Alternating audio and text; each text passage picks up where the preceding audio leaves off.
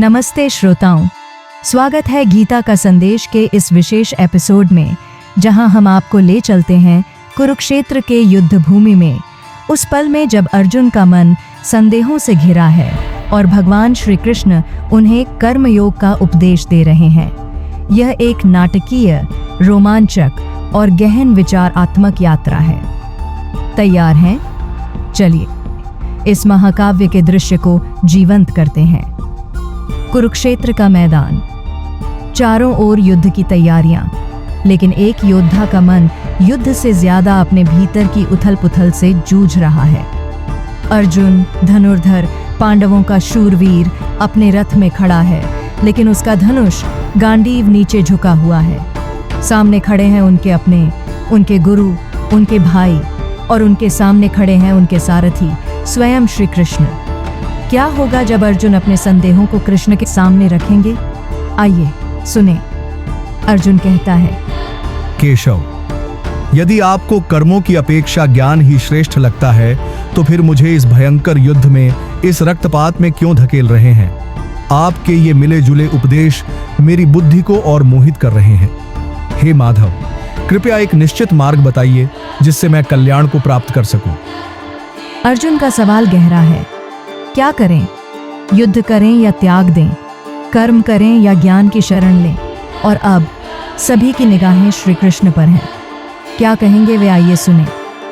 श्री कृष्ण अर्जुन से कहते हैं, पार्थ सुन, इस लोक में दो प्रकार की निष्ठाएं हैं जो मैंने पहले ही बताई हैं। सांख्य योगियों की निष्ठा ज्ञान योग से होती है और योगियों की निष्ठा कर्म योग से। लेकिन सुन अर्जुन, न तो कर्मों का त्याग करने से सिद्धि मिलती है और न ही बिना कर्म किए कोई निष्कर्मता को प्राप्त करता है।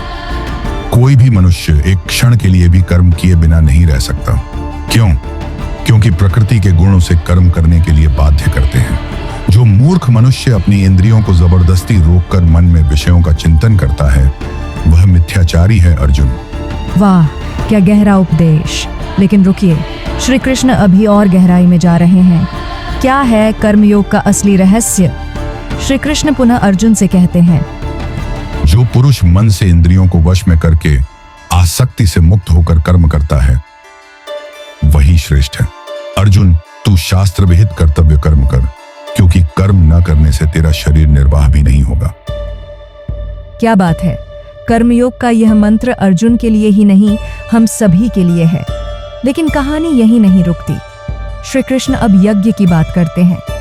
सुनिए कैसे वे ब्रह्मा के सृष्टि चक्र को समझाते हैं।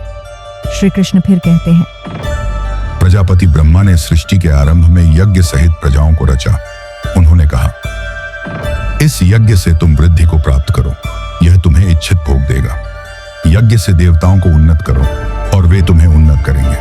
इस प्रकार एक दूसरे को निस्वार्थ भाव से बढ़ाते हुए तुम परम कल्याण को प्राप्त करोगे। लेकिन रुकिए, यहाँ एक चेतावनी भी है। क्या होता है जब हम यज्ञ के बिना भोग लेते हैं?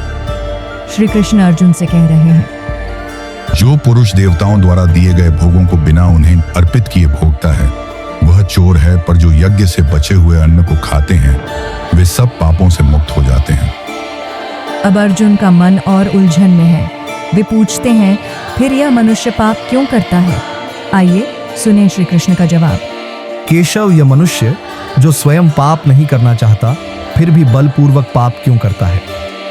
श्री कृष्ण कहते हैं, यह काम है अर्जुन, रजोगुण से उत्पन्न यह क्रोध है। यह महापापी है, यह तेरा शत्रु है। जैसे धुएं से अग्नि ढक जाती है, जैसे मैल से दर्पण, वैसे ही इस काम से मनुष्य का ज्ञान ढक जाता है। इसलिए अर्जुन, पहले इंद्रियों को वश में कर। इस पापी काम को, जो ज्ञान और विज्ञान का नाश करता है, बलपूर्वक मार डाल। वाह, क्या शक्तिशाली संदेश। कर्मयोग का ये पाठ हमें सिखाता है कि आसक्ति छोड़कर इंद्रियों को वश में करके हम अपने कर्तव्य को निभाएं। लेकिन यह यात्रा यहीं खत्म नहीं होती। अगले एपिसोड में हम जानेंगे कि कैसे अर्जुन इस उपदेश को अपने जीवन में उतारते हैं। श्रोताओं, आप क्या सोचते हैं? क्या आप भी अपने जीवन में कर्मयोग को अपनाते हैं? हमें अपने विचार बताएं। अगले एपिसोड तक नमस्ते और जय श्री कृष्ण।